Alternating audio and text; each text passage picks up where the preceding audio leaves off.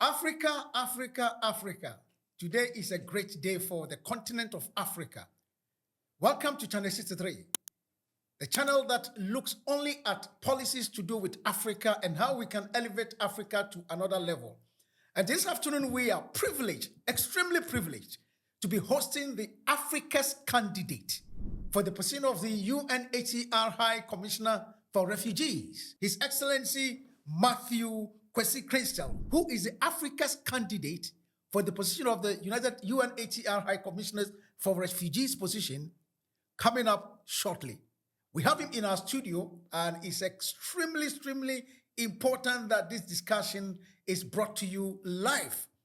Please, if you are not able to join us via Zoom, feel comfortable to go on YouTube on Channel 63 and join us in the conversation. And please, ahead of time, you can send in your questions to His Excellency Matthew Crentsil. He's going to answer every question today for the next 30 to 45 minutes that we have him in our studio. My brother. Yes. Welcome to Channel 63. Oh, thank you. Thank you very much.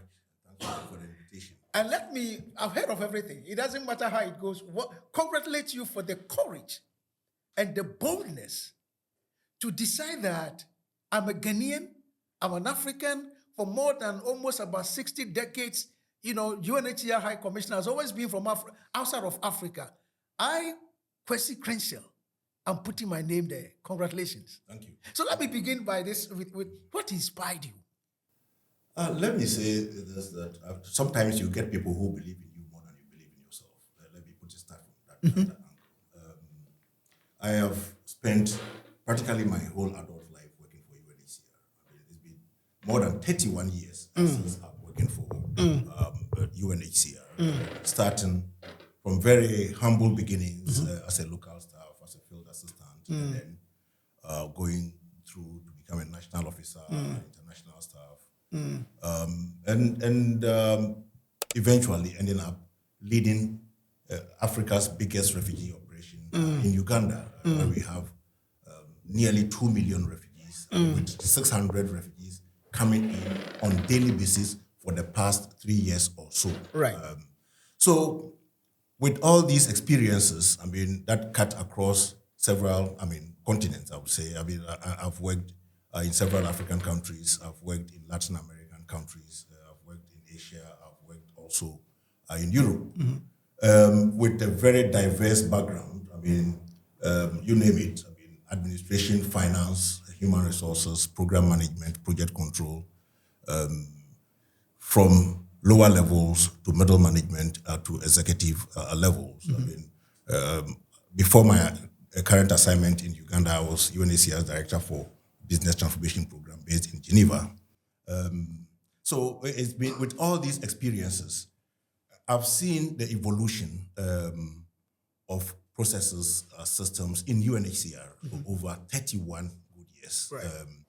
And I have not been shy to voice out my own views on how some of these processes could be improved over the years. So with all this in mind, and also mind you, we are at a very critical time. I've been asked this question: why do you want to become High Commissioner at this time, when we have a financial meltdown? Right.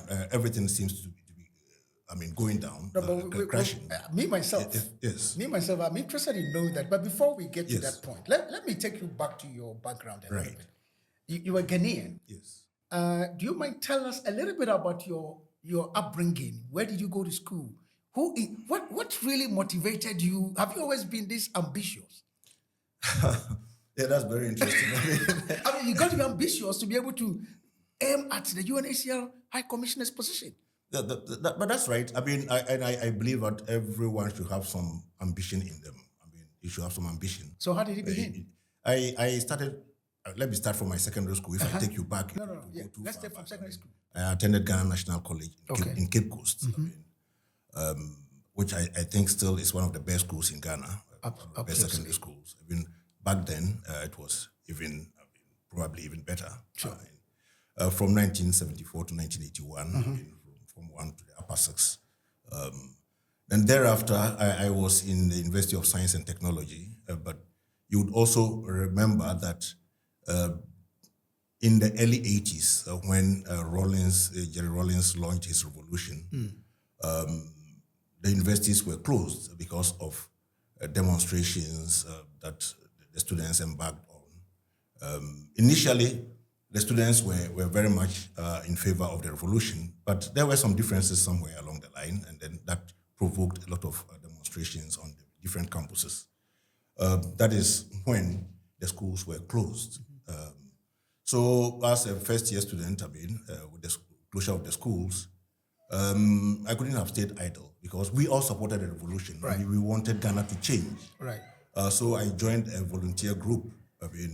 That you may recall that was deployed in all parts of the country. Some went to carry cocoa from the hinterlands, to the ports, because Ghana had to make money. That was a time that we had drought in the country. There was a lot of hardship in the country. So I volunteered for this organization. And through that, I gained a scholarship to go to Cuba, to go and continue my studies in Cuba. At the time, the universities were closed and no one knew when they were going to be opened. So it was a great opportunity for me to leave the country then. This was in 1983. And I would spend 6 years in Cuba, where I pursued a master's degree in agronomic engineering.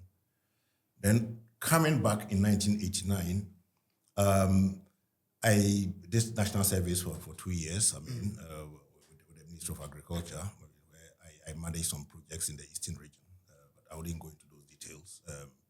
Then thereafter, joined that voluntary organization through which I had gained the scholarship to go to Cuba. But this time it was a statutory government institution. It was called the National Mobilization Program, which has become the National Disaster Management Organization. So I joined them, and within 2 years I had been promoted to the rank of Principal Liaison Officer. This is where I came into contact with refugees, and this is where I started my humanitarian work. Working on refugee programs for Liberian refugees and also for Togolese refugees at that time. And then through that, I came to know of UNHCR because we were partners to UNHCR. Right. It was the main government counterpart of UNHCR. Okay. So it was through that I got to know of UNHCR. There was an opening which I applied for. Started in a very small field office in Hohoi, region. Within the UNHCR? With UNHCR, right. A very small office there. I did not have a desk. Okay. It was a small office. We did a lot of field monitoring, livelihood projects for Togolese refugees in northern part of Volta region at the time. Sure.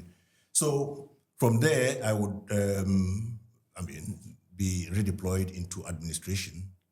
And by the way, as I told you that I had studied agronomic engineering, but I was redeployed into administration because the then representative had found something good in me, and that I was very organized and could help temporarily in administration. What was supposed to be a temporary engagement in administration became even more permanent. And I had to regularize my newfound profession in administration. I enrolled for MBA, with the University of Phoenix in Arizona, and also sat for the UN finance, a comparative finance examination, and passed it. And therefore, I became an admin finance officer and then a finance officer for project control. All within the UNHCR? All within UNHCR. That would see me go on my first mission to the Congo. And that's where I started learning French, actually. I had made several attempts to learn French in Ghana. In Ghana, you couldn't? Yes, even enrolling, as I was the only dad in a class at Alliance Française at the time, but then I went to Congo. And then things picked up from there on. From the DRC, I came briefly to Ghana, and I was appointed my first actual full international assignment in Afghanistan. And it's you may call it a coincidence, that the current High Commissioner, Filippo Grandi, was the UNHCR representative in Afghanistan at the time. Over there? That's right. Interesting. where I was appointed as admin finance officer in Kandahar, which at the time was the most difficult duty station in Afghanistan. That was shortly after 9/11. Yeah, it was really difficult. UNHCR was there purposely to receive refugees, who had fled Afghanistan under Taliban rule, and the Taliban had been deposed.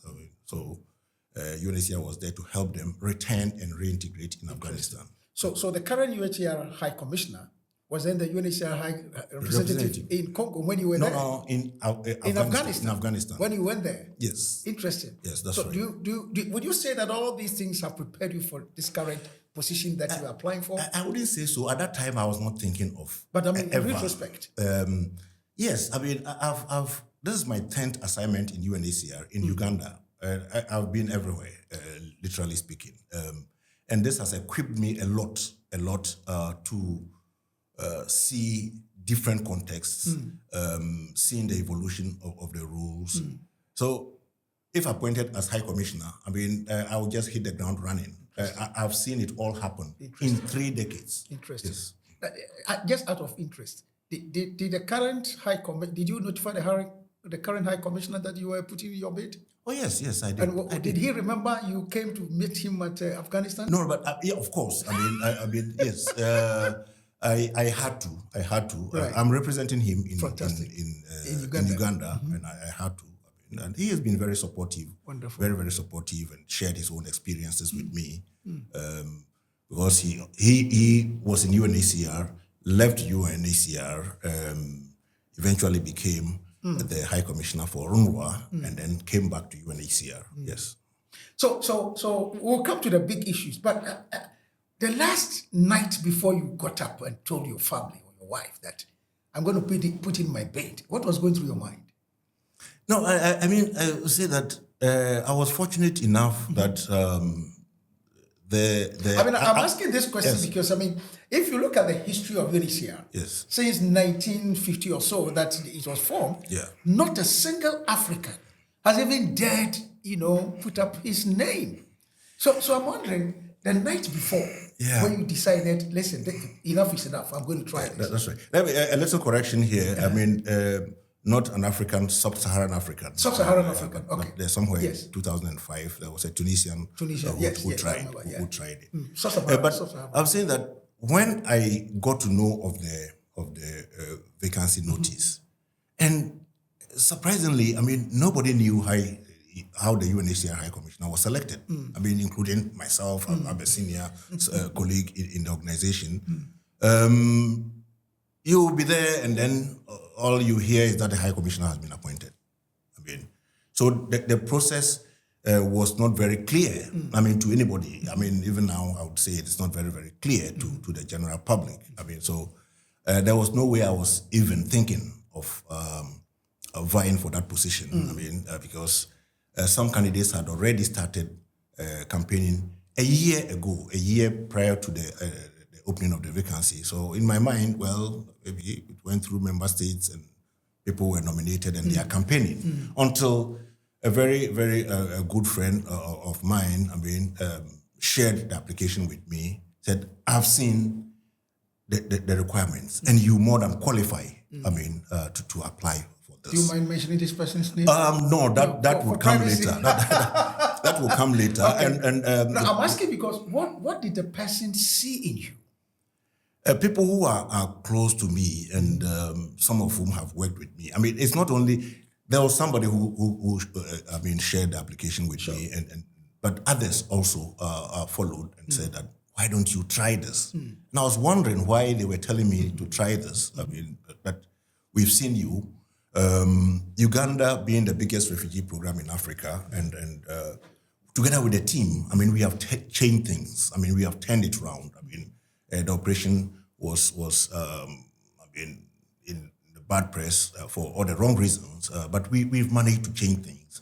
We've been innovative. We've been very, very efficient in Uganda. In fact, there's a paper that I authored, with contributions from my team on efficiencies, which the hierarchy shared with all regional bureau directors to share with the countries under them, that this is how to do business. By trying to be very, very efficient in what you do. So that is it. So with this, I also reflected for some time when I got this encouragement. I looked at the job description. I said, but I thought this vacancy had already been announced. But this was end of August, actually. This year? Yeah, end of August. So I decided to give it a shot, and thankfully I was supported fully by the government of Ghana. I mean, I owe His Excellency the President, the Foreign Minister, Minister of Interior, and many supported me. I mean, they saw my CV, and I think some of them had listened to the interview that we did in Uganda in 2023. 2023, Yeah, yes. that's right. Yes, I mean, so yes. I got that full support from them, and many others who, as soon as they heard that I was vying for this position, I mean, the words of encouragement were sometimes overwhelming. I mean, that's what gave me the courage to go forward.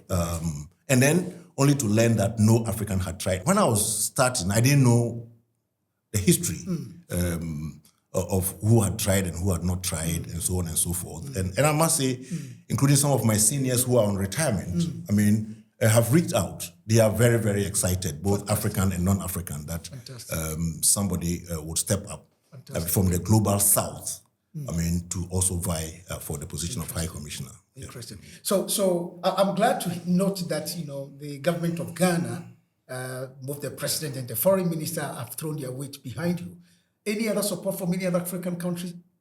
I mean, moral support is overwhelming. Wonderful. Overwhelming. I've had the opportunity of having some bilateral meetings with some African delegations that went to the General Assembly? The UNHCR's executive committee meeting that took place a couple of weeks ago, and the support is overwhelming. Absolutely. It's overwhelming. Very good. And I must say that 31 years of my professional and personal life played out in public. I mean, that also gives me the confidence. I mean, that I believe that I have what it takes to be able to vie for this position. Yeah. If you have just joined us, we're having a very interesting fireside chat dialogue with the UNHCR representative in Uganda, who is contesting for the UNHCR High Commissioner for Refugees position, the only African so far from Sub-Saharan Africa who has thrown in his bid. And we're having this conversation. If you have just joined us, please, you can send in your questions. I know there are burning questions on your heart. Send them through. We're going to put them to him, and then he's going to answer every question for you for the next 35, 45 minutes before we leave this studio. My brother, again, let me congratulate you for this bold initiative. Thank you. But let me come back to the big issue. You talked about innovations that you have brought about in Uganda and authoring the paper, which has grown to the entire spectrum of UNHCR. The question is, currently the way UNHCR, what are the four key things? We'll come to funding. Funding is one of the big things, but I always tell my colleagues that funding is not the only thing. Because if you have the funding, but the internal structures and all of that are not working optimally, the funding will dissipate. So what are your four key, if you like? You may have a lot, but for us Africans, we are interested in the four key things that Matthew is bringing to the table, for which all of us, all Africans, should go on our knees and pray that the selection committee would pick on him to be the first African High Commissioner for UNHCR. Yeah, okay. Yeah, I mean, an interesting question. I mean, I've had this question come to me in diverse forms, but it's interesting, interesting the way you've put it. I mean, UNHCR, unlike many other UN agencies, I mean, does not deal on one theme only. I mean, we have UN agencies that deal in thematic areas, whether health, education, environment, industrialization, intellectual property, and so on and so forth. UNHCR deals with forcibly displaced persons. These are persons who need some of everything. So does it mean we are going to do everything for everybody? That is daunting. We would wish to, but we can't. We don't have the mandate, the expertise, and the wherewithal, I mean, to be able to do everything from A to Z for forcibly displaced persons who need what you and I would also need. So the first thing is this, that to refine the focus of our attention. That has to be refined because of the will to do some of everything for everybody. We've seen ourselves spread in several areas of endeavor. We do education, we do health, we do water and sanitation, we do environment, we do livelihoods, we do protection, we do, you name it. Sure. Everything that a human being would need, we do it. But like I said, we cannot focus on everything. So we have to refine what we have the comparative advantage to do. That is protection. UNHCR is a protection agency. So the first thing I'm going to do is to make sure that focus is refined. Okay. Refined, because everybody will say that, some would argue that everything that we do for refugees is core, because they are human beings, they need some of all these things. But we have to be focused, laser focused on what we have comparative advantage for. So that is the first thing. Okay. Then secondly, with whom do we work? Because we do a lot of emergency response. And when refugees are coming into the country, they come sometimes in their thousands across the borders. So we have a methodology of responding to such crises at the borders when refugees are coming in. And to be able to avoid bureaucracies, we work with NGOs. Okay. They are very fast, nimble, easy to deploy. Work with NGOs and the host governments, either national or local, to respond to these emergencies. But then, what I've experienced is that these emergency structures that we put in place, and by this I mean support in health, education, shelter, registration, everything, have remained for decades. That was not the initial intention. The initial intention was quickly get people off the borders, support them to settle down quickly. But then their support and assistance should be integrated in the national systems already. But we've had situations whereby UNHCR and partners have continued this modus operandi for decades. It's not justifiable to say that UNHCR should continue covering education bills for a refugee population that has been at a particular site for 50 years. Wow. It's a development issue now. You get what I mean? So refining our focus on what we do and who we work with. We would work with NGOs, the local governments and the national governments during the emergency stage. But it should not go beyond a certain, it depends on the context. 3 years or so could be a good cutoff point. Right. But then what happens if the people have not been settled? No, that's why right from the beginning, we work with the local government, local institutions. Right. And by the way we work, there is a lot of duplication in some of the things we do. Look, local governments, no matter how rudimentary the structures are, they support the population. Right. When I worked in Ethiopia at the time, Ethiopia had about 1 million refugees for a population of 100 million.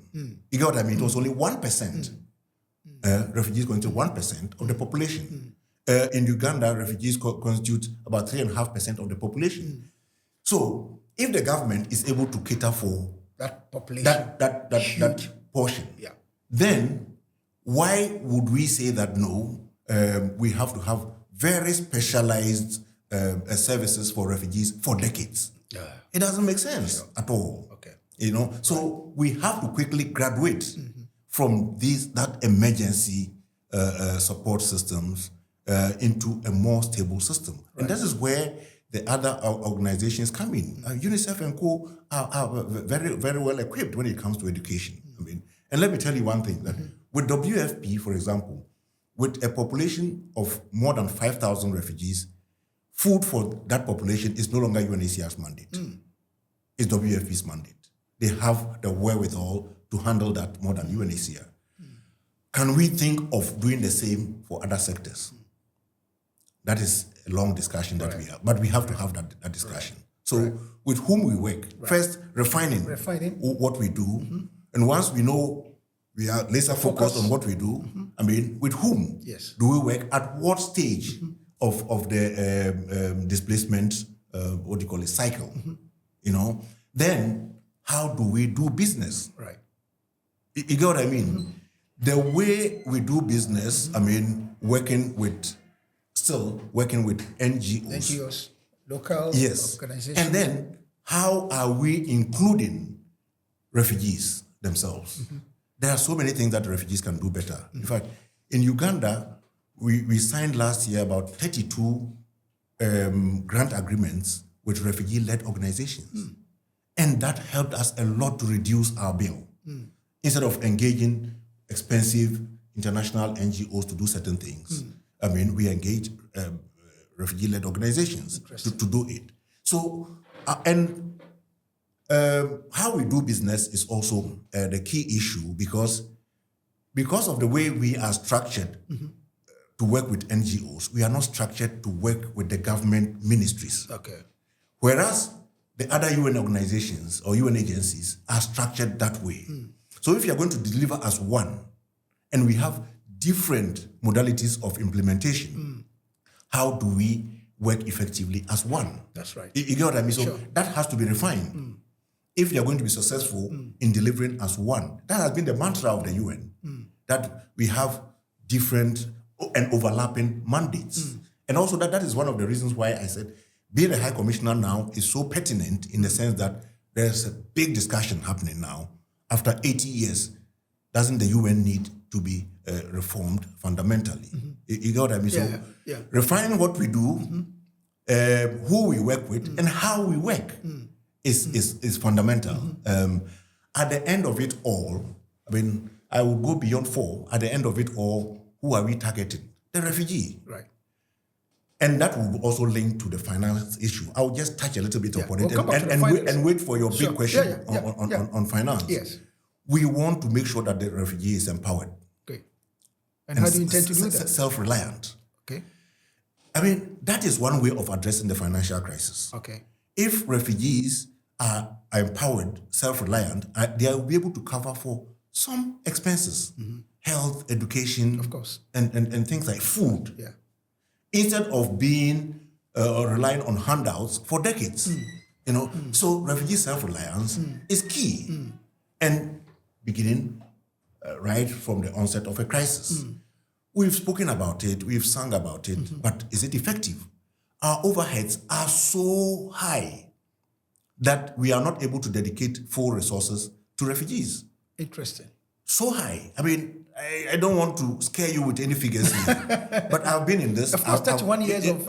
Exactly. Sure. That if you look at UNHCR staffing budget, administrative budget, plus the partners staffing budget, administrative budget, it takes all the money. Interesting. How much goes to the refugee? Refugees? Very little. I want to have this reversed completely. I mean, this is interesting coming from you with somebody with 31 years of experience within the UNHCR. But the question somebody will ask is, as an African, of course, we have Kofi Annan was there at the helm of affairs in the UN, and Ngozi is there, the World Trade Center, with WTO and all of so. An African can do it. The question is, would you get the internal support? Internal from who? From the UNHCR staff themselves. Oh, of course. I mean, there is this. I mean, if as you were saying, if a greater percentage of your budget is to take care of all other things and only minor of it go to the refugees themselves, are you going to get the support? Aren't you going to take food from somebody else's table? You know, let me say most people working for UNHCR are working because they love the work they do. They are humanitarian. Many. We have had internal surveys I mean, about how people feel about their work. People are passionate about their work. And what I'm wishing for, I'm not the only one wishing for that. There are many well-meaning staff who wish for the same thing. You get what I mean? So it's not something new. What is new is who would implement it, I mean, unapologetically. Interesting. That is it. And Crentsil has all it takes. Yeah, I can assure you. I mean, implement it unapologetically. That's right. That's right. I mean, And being in the organization for a long time, some of these views I'm expressing, I'm sure if there are any colleagues who are listening, they are not surprised at all. I've voiced out these feelings. Oh, wow. I've several times said that we need to change the way we do business. Interesting. And that this is not sustainable. It's not sustainable. In whose interest are we? I mean, somehow UNHCR has become like the carpenter that makes the coffin. You got what I mean? That the more people die, the more business the carpenter has. But we have to work ourselves out of a job. I mean, it's difficult to say it, but to say it bluntly, that yes, if we are able to also contribute towards working ourselves out of a job. Before we came to UNHCR, everybody worked somewhere. You get what I mean? So we don't have to feed off the woes of refugees. Right. And donors have been given for decades. Their aim is to resolve this issue. So if you're not resolving this issue, they will certainly be unhappy. I hope the donors are listening to you and also to put their weight behind you and say, listen, this is the man we want him to come and bring about the information that we are looking for. But let's go back to the big issue, Matthew. Funding. Yes. I mean, we've talked about it. A number of people have raised it, but it's a real practical challenge for the UNHCR now. Yes. With all the cutting being done, especially from America, even Germany themselves have cut back. How an African High Commissioner, how are you going to be able to raise funding to run the operations of the UNHCR? Okay. Let me start by saying that if more money will solve the problem, it would have been solved a long time ago. Interesting. Yes. And then, when you talk of donors, what do you mean by donors?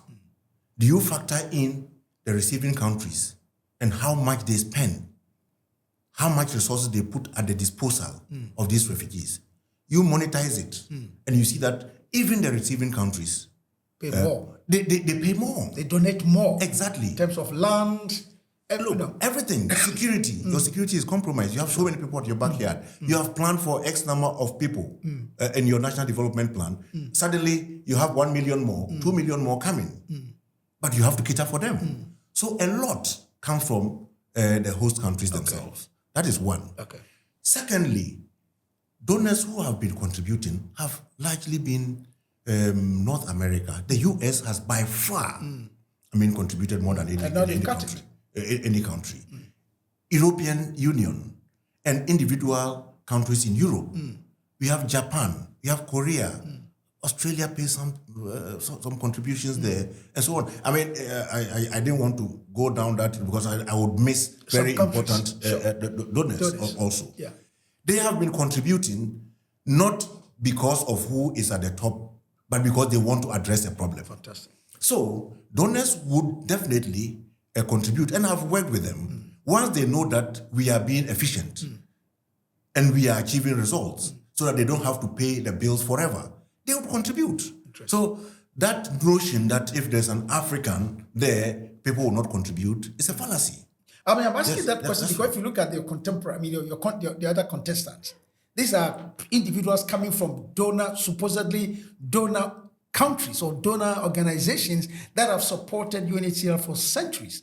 And now an African country, has donated, unless of course the issue of what comes from the receiving countries and their contributions had to be factored into it. But the assumption is that Africans are the receiving end. How do you, as an African, contesting with other candidates who come from donor countries, going to be able to leverage on that? First, and then let me give you some homework. I mean, that is, if you look at current and past high commissioners and the countries they come from, go and find out how much these countries have contributed to UNHCR. Okay. That is the first question. Okay. You get what I mean? Yeah. So somebody may come from a donor country, but what that country provides is very small compared to the big budget. I mean, we've had our budgets or income reaching about $5 billion a year. How much do current and previous high commissioners countries contribute to that bill? You get what I mean? Like I said, the wider donor community, including philanthropists, private individuals, the private sector, and so on and so forth, would contribute once they know that they are getting value for money. Nobody in Europe would want to encourage refugees going on very perilous journeys to reach Europe. They will prefer to resolve the problem at home so that people stay at home and they don't go and kind of, sometimes if they go in their numbers, it's a lot of pressure on these countries as well. So they would contribute to address the problem at home. Once they know that, yes, it's in the hands of a competent person, somebody who would be very transparent with them and work towards a solution. I am very certain that, yes, the donations would come in, but we have to be efficient. We have to be efficient. Like I said, there is a lot of waste. Some of these figures I mentioned, they will scare you, but there's a lot of waste. I've seen it. Mind you, I was a finance officer. That's what I was going to say. I was a project control officer. I was a senior program officer. You get what I mean? I was a senior desk officer, deputy representative in charge of operations, representative, director of business transformation. I mean, I know where the leakages are. And I've preached against this. In our internal meetings, I've raised my voice. But if you're not at the helm, there's only so much that you can do. Yes, that's interesting.